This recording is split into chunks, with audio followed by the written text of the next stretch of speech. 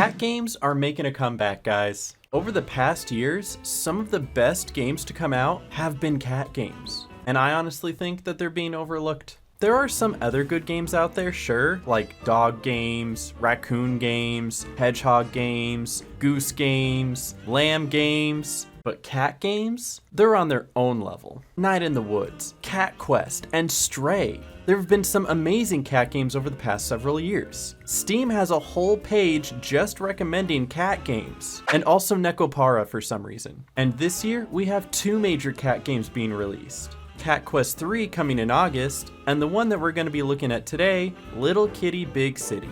And before we start, I want to give a huge shout out to the people over at Double Dagger Studio, as well as the people over at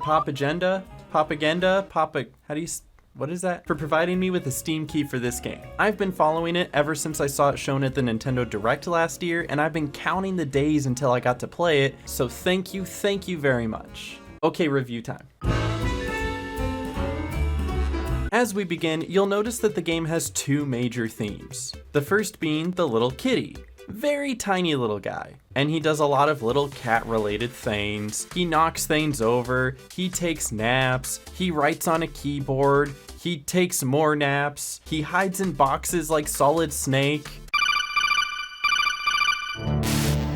You can leave out the Benzedrine. That stuff makes me too frisky. Just a cat doing cat things. The second thing is the big city. I'm talking GTA 5 big. It's modeled to be a smaller city street in Japan that is full of nooks and crannies, puzzles, collectibles, and colorful characters to meet. Literally. So when combined together, they make Little Kitty Big City. Very clever how they mix that together. And the game starts because the kitty stretched a little too hard and ended up rolling off of the penthouse balcony and falling all the way down.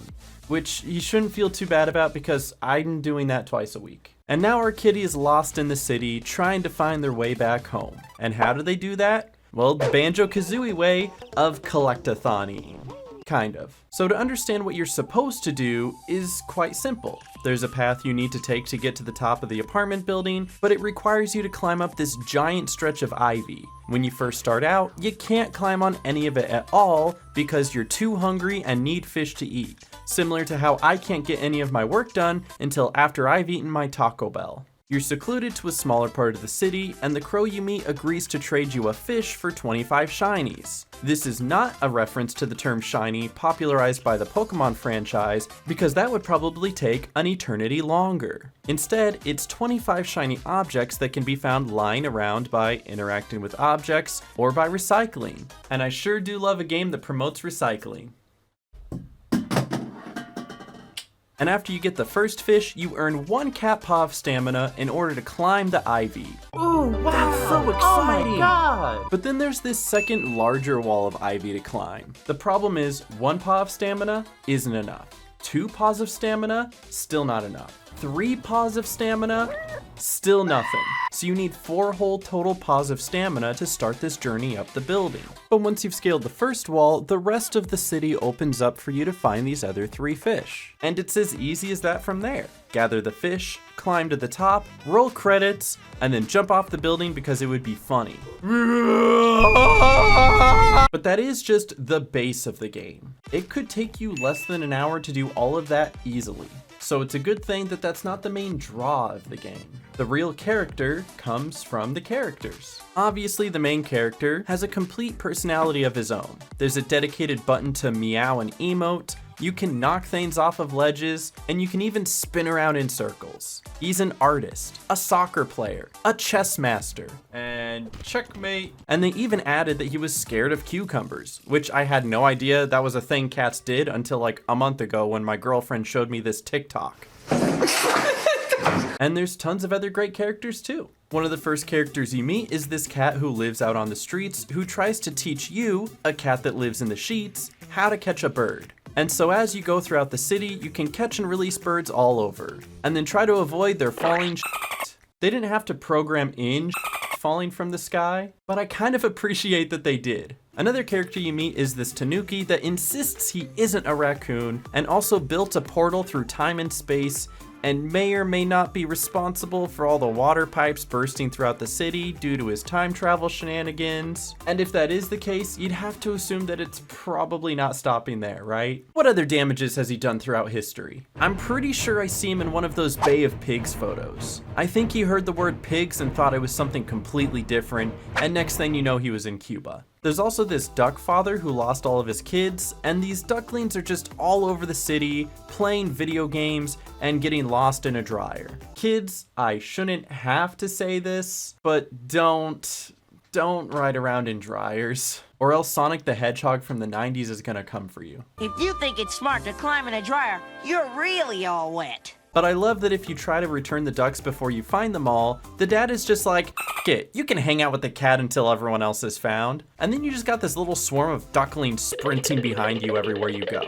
And then of course there's this dog. What do you need help with? I've lost my ball.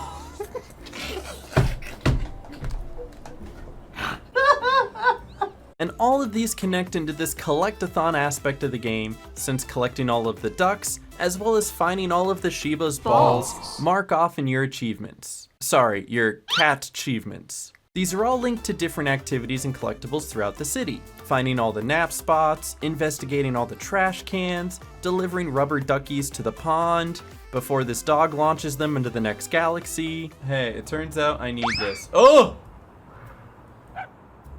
He launched the rubber ducky! And the hats. Oh my god, the hats! There's an apple hat, a grape hat, a banana hat, a hard hat, a froggy hat, an axolotl hat, a piece of sushi. There are a lot of hats. And they even give you a map to help you find some of these items, which is so appreciated so that you're not just scouring every corner looking for something that might not even exist. A lot of that is great, and it leads to a few hours of some wholesome fun. But the game's not perfect.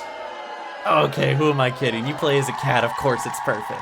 Most of the issues I came across are just minor bugs and glitches. They don't hinder the gameplay, they would just be something funny that happens for 2 seconds and then you get back to playing again. And most of them will probably be fixed in a future patch anyway. But the kitty would get stuck here and there. There was a cone floating above the water like it was David Blaine or something.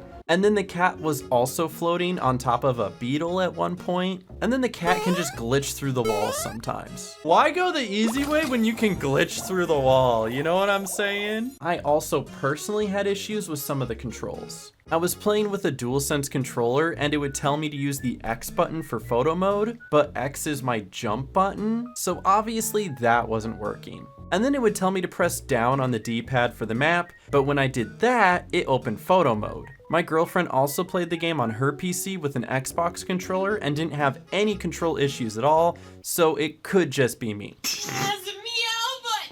Also, there's this bird chirping that sounded like I was being attacked by an army of kids in a laser tag arena. Oh my god, it's so cute!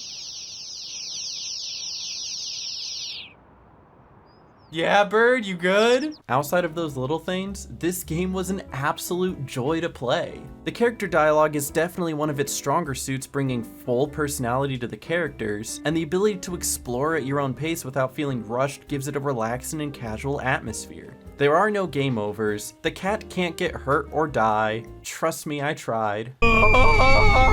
And although I wish the game was a little longer than 3 to 4 hours, I was still enjoying every second of it.